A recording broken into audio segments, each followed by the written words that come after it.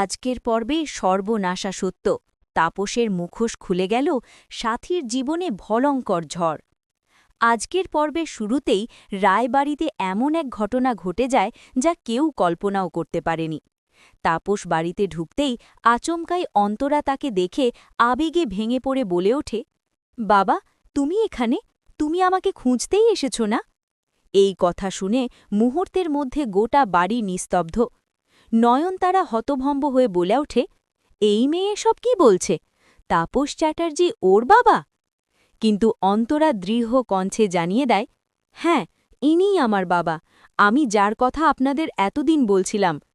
ঠিক তখনই তাপস সম্পূর্ণ অস্বীকার করে বলে, আমি কাউকে চিনি না, আমি কারো বাবা নই, এখানে আমাকে মিথ্যে ভাসানো হচ্ছে। এই কথায় বাণী অবাক হয়ে যায়। একজন বাবা কিভাবে নিজের মেয়েকে প্রকাশ্যে অস্বীকার করতে পারে? অন্তরা কান্নায় ভেঙে পড়ে বলে, বাবা, তুমি আমাকে এভাবে অপমান করতে পারো? পরিস্থিতি আরও ভয়ঙ্কর মোড় নেয় যখন অনিরুদ্ধ সামনে এসে দৃঢ়ভাবে বলে, অন্তরার বাবা এই তাপস চ্যাটার্জি। পিনাকি, নয়নতারা সবাই প্রতিবাদ করে, কিন্তু তখনই বাণী মুখ খুলে দেয় বহু দিনের চাপা সত্য। বাণীর বিস্ফোরক সত্যভাস। বাণী জানায় তাপসের রয়েছে আর একটা সংসার। মেসমশাই যে রাগ করে বাড়ি ছেড়ে যাওয়ার নাটক করত, সেটা আসলে ছিল অভিনয়। সে আসলে থাকত অন্তরা আর তার মায়ের সঙ্গে। অন্তরা কিছুই জানত না, কিন্তু তার মা সব জানত।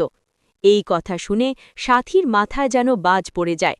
সে কিছুতেই বিশ্বাস করতে পারে না, বারবার বলে, এসব মিথ্যে, আমার সংসার ভাঙার জন্য ষড়যন্ত্র। কিন্তু অনিরুদ্ধ মোবাইলে কিছু ছবি দেখায়। ছবিগুলো দেখেই সবাই স্তব্ধ। যদি